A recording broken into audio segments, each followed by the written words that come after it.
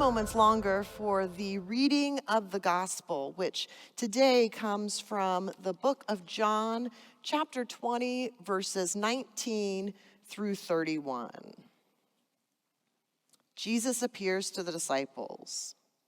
When it was the evening on that day, the first day of the week, and the doors of the house where the disciples met were locked, and When it was evening on that day, the first day of the week, and the doors of the house where the disciples had met were locked for fear of the Jews, Jesus came and stood among them and said, "Peace be with you." After he said this, he showed them his hands and his side. Then the disciples rejoiced when they saw the Lord. Jesus said to them again, "Peace be with you. As the Father has sent me, so I send you." When he said this, he breathed on them and said to them, "Receive the Holy Spirit. If you forgive the sins of any, they are forgiven. If you retain the sins of any, they are retained." But Thomas, who was called the twin, one of the 12, was not with them when Jesus came. So the other disciples told him, "We have seen the Lord." But he said to them, "Unless I see the marks of the nails in his hands, and put my finger in the mark of the nails, and my hand in his side, I will not believe." A week later, his disciples were again in the house, and Thomas was with them. Although the doors were shut, Jesus came and stood among them and said, "Peace be with you." Then he said to Thomas, "Put your finger here and see my hands. Reach out your hand and put it in my side. Do not doubt, but believe." Thomas answered him, "My Lord and my God." Jesus said to him, "Have you believed because you have seen me? Blessed are those who have not seen and yet have come to believe." Now Jesus did many other signs in the presence of his disciples, which are not written in the book. But these are written so that you may come to believe that Jesus is the Messiah, the Son of God, and that through believing you may have life in his name. This is the gospel of the risen Christ. You may be seated.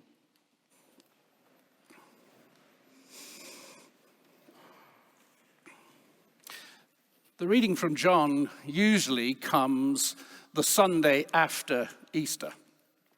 It's traditional within our liturgy and within our lectionary that Sunday gospel is the Sunday immediately after the encounter, Easter, and this is about the encounter that the disciples have with Jesus. I was grateful in some respects that Pastor Carmen preaching that Sunday didn't take this text, though if she had, I would have still used it again today anyway. Because there's one thing that's always bothered me about this text. Well, there's more than one, but the major one that bothers me about this text is, where was Thomas? Where was Thomas? We're told that these disciples are gathering in this space, perhaps the same space that they had met with Jesus just a matter of days before, and that they were afraid of the Jews. So was it that perhaps Thomas is so afraid that he's not even prepared to leave wherever it is that he is and come to be with the disciples? I mean, this is, after all, not a sort of called meeting. This isn't something that they would expect the full, as it were, complement of disciples to be at. But they were gathering because they were afraid. They were afraid for so many different reasons, I'm sure.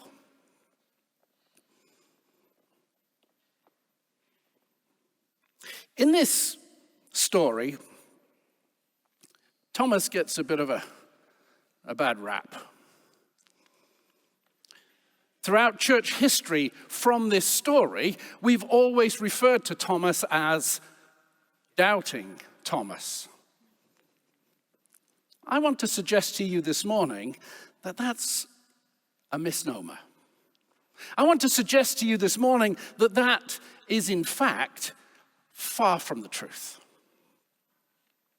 And to do that, I want to take us back to another resurrection story. One that occurs and is recorded in John's Gospel, this time in the 11th chapter. And it concerns Lazarus. And Lazarus' two sisters, Martha and Mary. You'll recall, but allow me to remind you, that prior to that event, Jesus had been teaching in Judea to a point that he becomes the target of the animosity of the people. And in a sense, fearing that they were going to take him by force and perhaps kill him, he and the disciples set off from Judea and go into the hill country. They go far away. But it is whilst they're away that they receive news that Lazarus is gravely ill. And they're asking Jesus to come back. And Jesus says, not yet. He waits. He continues his ministry, he continues his teaching, he continues the healing that he's doing, he continues gathering with people until he comes to a point where he says, okay, it's time for us to go. Let's go back to Mary and Martha. And I'm glad, in a sense, that we've waited this long. Because now I can reveal something of the Father to you. The other disciples with him say, whoa, hang on a minute. Don't you remember Jesus? Don't you remember what they were trying to do when you were in Judea? Do you not recall that they were trying to take you and kill you? Do you not remember that your life was in danger? But Jesus says, no, now is the time. And guess who speaks up to say, yeah, let's go?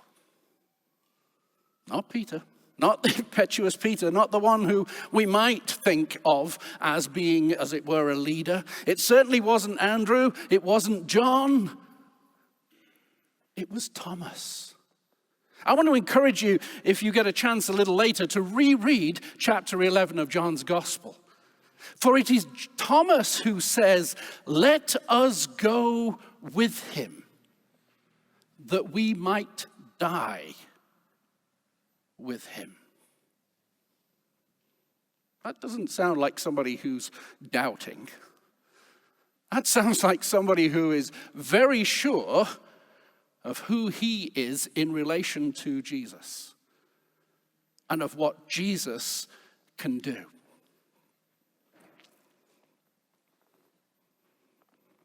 So let's go back to this story where our disciples are gathered in the upper room for fear of the Jews, and Jesus appears to them. But there's no Thomas.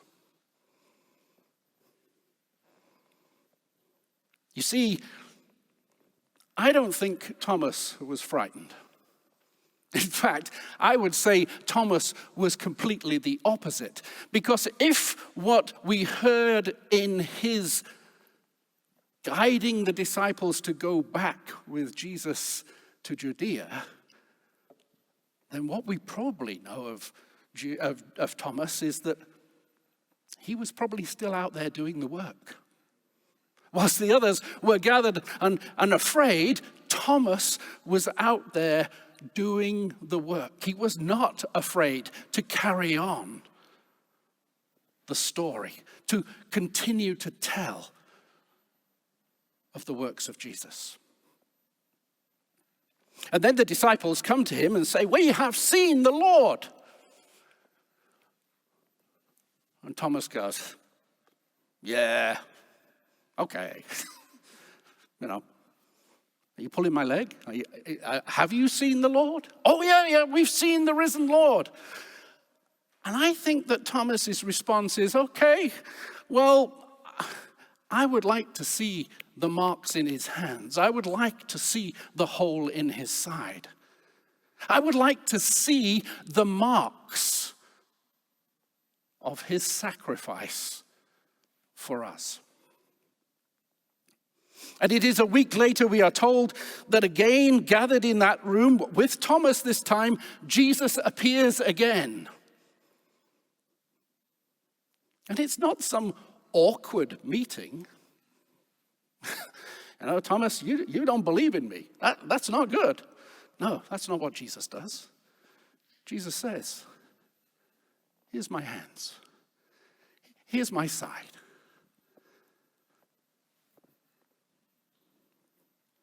I take 4 things from this. I take, first of all, that Jesus is aware of our doubts. Jesus knows of our fears and our concerns before we even speak them. Jesus knows. Just as he knew of Thomas's concerns and doubts, perhaps more likely, I think, his fears, Jesus knows those. And second of all, Jesus doesn't chastise us for having those doubts. He doesn't make it awkward for Judas, gosh, that's the wrong name to mix up, Thomas. He doesn't make it difficult for Thomas when they meet, but rather he offers himself to him. He humbles himself again. He offers himself in humility to say, here I am. Believe me. Believe in the power that I bring to you.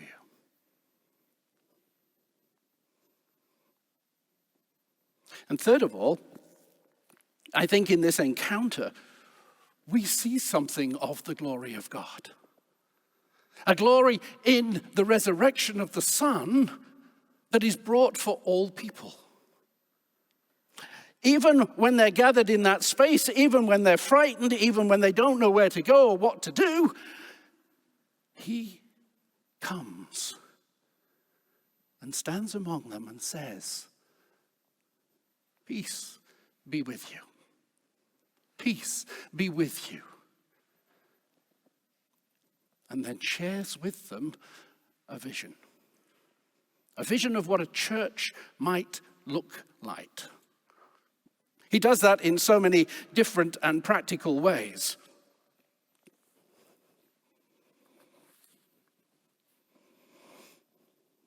But you see, one of the interesting things for me is that even though Thomas may have been concerned, may have had his worries about what the future looked like, he turned up. He could have, I guess, like others, decided it was time to leave Jerusalem. He could have said, well, it was good while it lasted. We had 2 years with this guy and it was wonderful, but now it's over. He could have walked away. He could have said, this isn't for me. But he turned up. He went back into that space and re-encountered Jesus. And there may be times when we too feel that we're not sure of the future. We're not sure of the direction that we individually are supposed to be going, the call that Jesus has or God has on our life, or as a community of faith. Well, today, friends, whether you're gathered here, whether you are joining us online, I want to say there is a direction. I want to say that Jesus has shown up again in our prayers, in our readings, as we gather to worship. He's present. And we have shown up. So let's take strength from that. Let's take knowledge from that. And before I invite the choir to lead us on a little further, I want to remind you of just one last thing about Thomas. Thomas, and I know this isn't in our canon of Scripture, it's not in our sacred texts or our Bible, but if you read history and you look at contemporary texts and other things, we recognize that Thomas, as the disciple, is the one who takes the message of Jesus the furthest from Jerusalem. In fact, he takes the message to southern India. And it is there on July the 3rd, AD 72, at the same time as Jerusalem is getting ransacked by the Romans, that he dies in Manipur in the Chennai region of India. And Christianity finds its roots in this disciple who we sometimes write off as being the one with all the problems, but is in fact the one who carries the gospel to the furthest point into southern India. Sometimes we can do remarkable things when we let Jesus show up and guide us. Thank you, Rory. Thank you, Sue Ellen. What a great anthem. Order my steps in your word. Order my life in your word. Order how I am according to your word. In thinking about Thomas, the encounter with the risen Christ changes everything. He grows to be Thomas, who is not scared of death. He grows to be one who doesn't doubt or fear, but rather says in the fullness of the experience, I don't have the answers, but I'm willing to show up in ways and in all situations to share the love of God. Hoping to glimpse something of the resurrection and offer hope to a broken world. So I want to ask you a question. What is your favorite meal to date? Now, I'm not asking that in the HR type, first break the ice type question in an interview, the one that comes, as it were, completely out of left field, and you think, what the earth has this got to do with my job? Well, actually, they're looking at personalities, they're looking at you are what you eat, or you're looking at the ability to think on your feet. You're being thrown something that you have to respond to quickly. But I'm not doing it in that way, even if you feel it. I genuinely want to know, what is your favorite meal to date? And that's not a rhetorical question. I'm encouraging you. I know you sometimes sit here and think, I can't say anything in church. But today I'm encouraging you. Share. What's your favorite meal today? Online, you too can share. Type in the comment section and Tate will read that to us so we'll know if you're joining us. So let's have some examples. What's the favorite meal to date? Thanksgiving turkey, filet mignon, fried chicken. Oh, yes. Salmon. Meatloaf. Biscuits and gravy. Deep dish Chicago pizza. Deep dish Chicago pizza. You have won my wife's heart.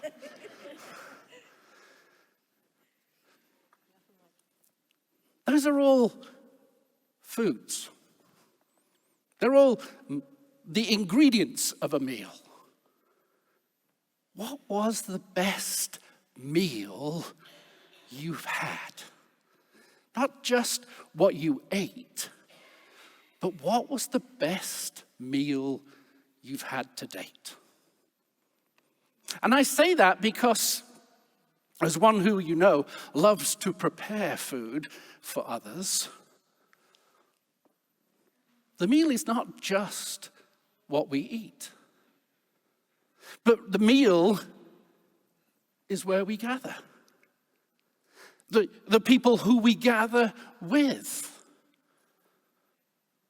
The opportunities to celebrate something special or to recognize something or just to be together.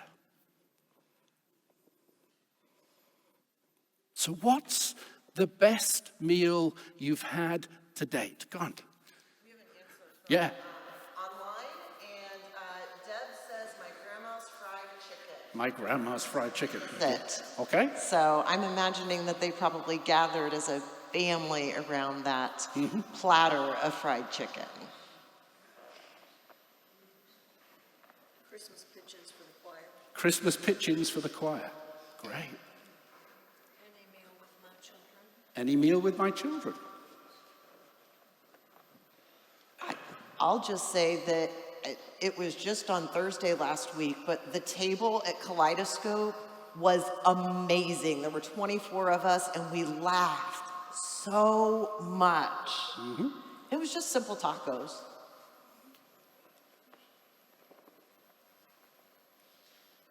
So what makes the meal? Not just the food. Not just perhaps the space in which we eat. Not just the company that are with us, though they all, I believe, contribute to that. Even more so if there's no electronic devices. Sorry, folks online. I still can't get my head around the fact that kids in restaurants are texting each other at the table. Conversation around the table, for me, was one of the big things. To be able to sit down and to share a meal, particularly Sunday lunchtimes, and have the family share and gather. Those were some of the best meals that I remember. I'm going to invite Pastor Carmen to come and lead us in some prayers.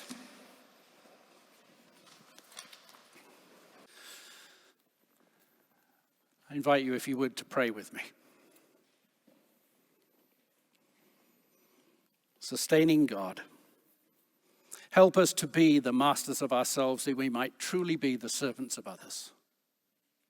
Take our minds and think through them. Take our lips and speak through them. Take our hands and do your good works. Take our lives and live out your life. Take our hearts and set them on fire with love for you. Amen.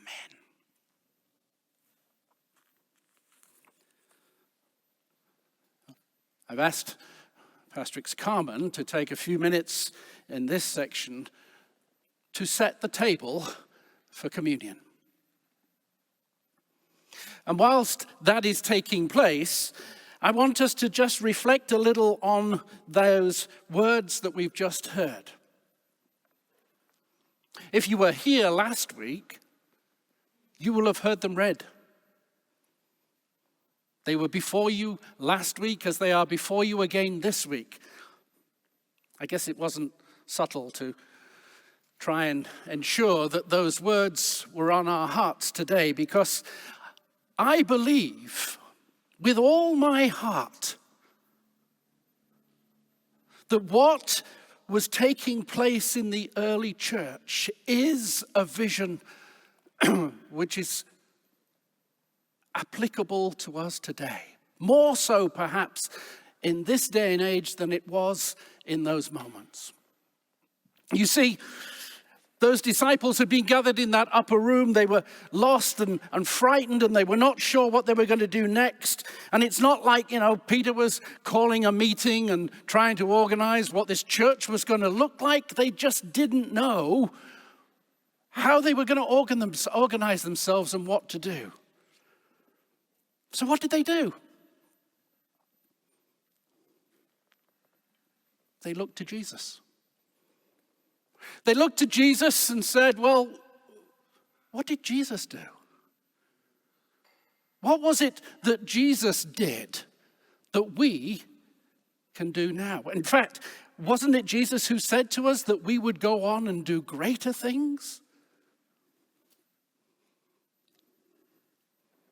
I've tried to encapsulate what I'm going to share with you now and where leads us to communion in an idea that I've called faith and food. Yes, I know that's not a new idea. But if you've read the newsletter, you will see that I acknowledge there is nothing new under the sun. But faith and food, and I put a sort of tagline there, nourishing the body, feeding the soul. How many times did Jesus meet with people and food and drink was involved? Okay, question time again. Please feel free to join in online and again put your answers in the comment section here in the sanctuary. How many times? Give me some examples of Jesus meeting with people where food was involved. Wedding at Cana was his very first miracle. Is taking place at a wedding. Fishes and loaves. Feeding 5,000, 4,000 people. Come on. Come on, church. There are lots of examples you can think of. Martha and Mary. Absolutely. Zacchaeus. Come down from the tree, I'm coming to your house for tea, as the song goes. Heard another one come from up. Sorry? Oh yeah, Passover. We're going to get to that one in a moment in terms of where we go to with our communion service. But other examples. Peter and the fish. Yep. Taking those fish after his resurrection and taking Peter aside and saying, hey, I've got a job for you. But first, let's eat. Tax collectors. What did the Pharisees say of Jesus? This man eats with sinners. Oh, no. And tax collectors. Lots of examples where Jesus encounters people and food is involved. Now, I'm not saying that as a church we have all our answers. But what I do believe, having given a lot of thought, as Pastor Carmen said, have prayed about, read about, meditated over, what I believe fits with the nature and the DNA of Roberts Park is an encounter with people in which food plays a part. I was excited when we had that opportunity on a Sunday evening to gather together and share in conversation about our Les Mis book study. The book study was great, but the exciting part was also what food was going to turn up. Because, well, frankly, we had some really nice food brought to us. What food would come to that? Our online guests who joined us, well, they couldn't quite examine that, but I'm sure as a church we can find ways to be together. In what way do we as a church now serve our community in ministry and find food a part of it?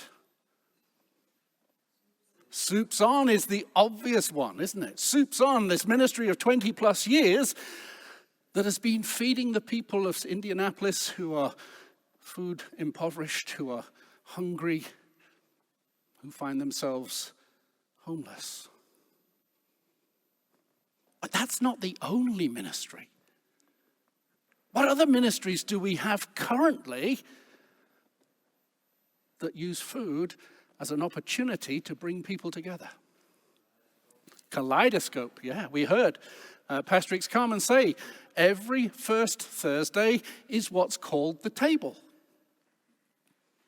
And of course, Kaleidoscope meets every Thursday, but guess which Thursday has the most people at it?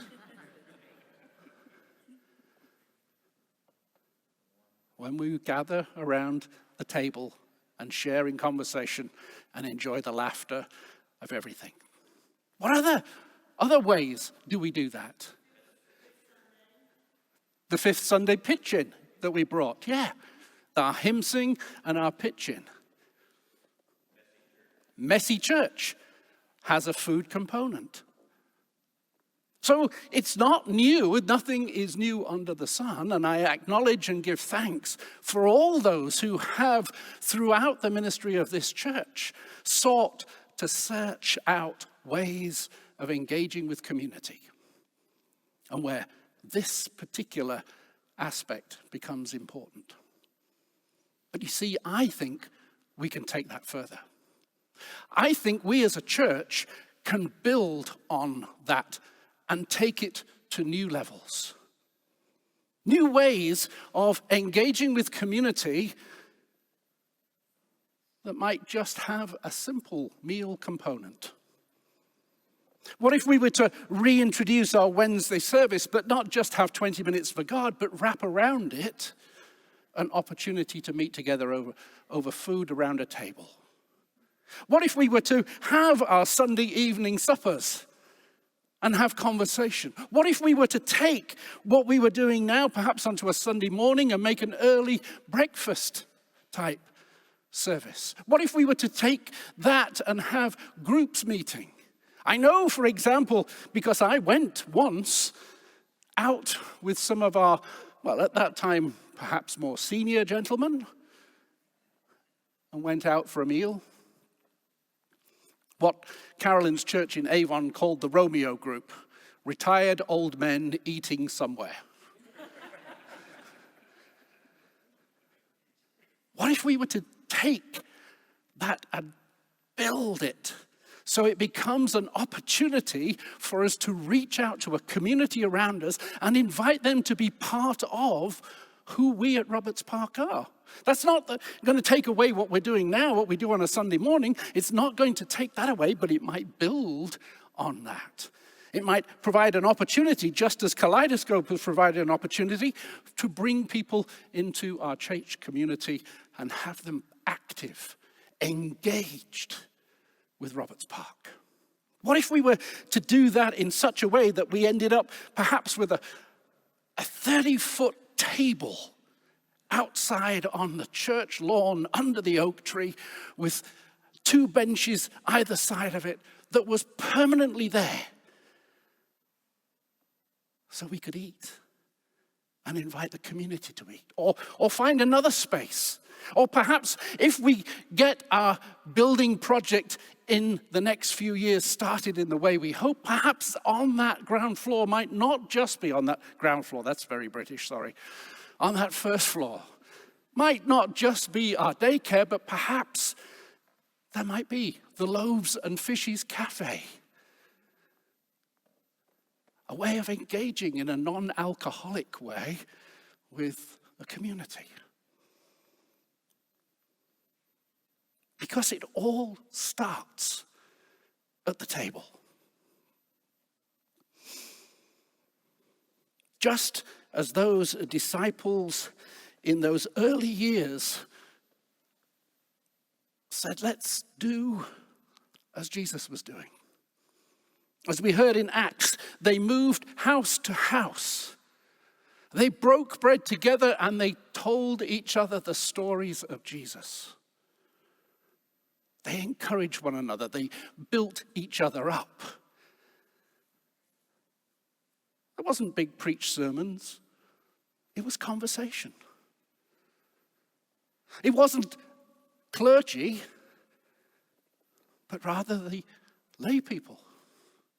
Oh yes, if we move on 4 or 5 chapters to chapter 6 in Acts, we then see the start of something beginning to emerge that becomes a structured church.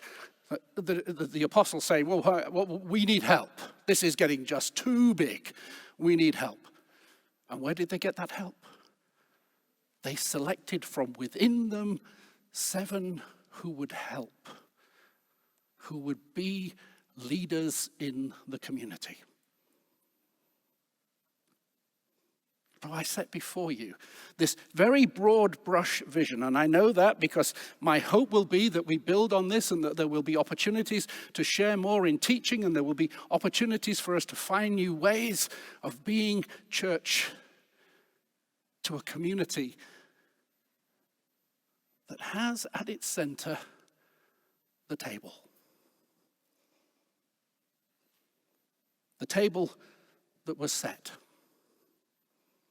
Because our communion service essentially comes from a simple meal. A meal that those disciples gathered in that upper room with Jesus would have had multiple times before. The encounter that they had that night was made different because of the way in which Jesus treated the meal. Because it was on that night, on the night in which he knew things were coming to a head, that he was to be betrayed, that he gathered with his friends. Gathered with these people in the upper room, in that space that would be the last time he would eat with them in this particular way. And it was as they were gathered round that table that he took the bread. And instead of just handing it to them and sharing it out, he first gave thanks to God. And then he broke it. And then he gave it to them and said, This is my body, which I'm giving for you. And in the same way, he would take the wine. He would offer it to them and say to them, This is my blood. I offer it now to you for the forgiveness of sins. In a new covenant. In a way that reconnects us. That you might truly know that you are my disciples.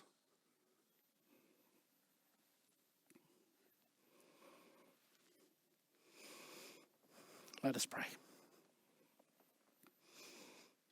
Loving God, as we gather around this table, we do so in the knowledge that you are indeed present with us. We give thanks for all that you have given to us. We give thanks for the opportunity to share in your work in this world. And so may these examples of bread and wine be for us the body and blood of Christ. May by your Spirit they be blessed, that we might be a blessing to others. May they provide sustenance to us that we might carry your message to all the world. Amen. Let us indeed leave with courage. Courage to take the love of God into a world that so desperately needs it. Reaffirm within each one of us the call that you have placed on our hearts. Accept that whilst we might have many faults, we nevertheless present again ourselves a living sacrifice and ask that you use us in your kingdom here on earth. And now may the blessing of God, Father, Son, and Holy Spirit rest and remain with you always. Amen.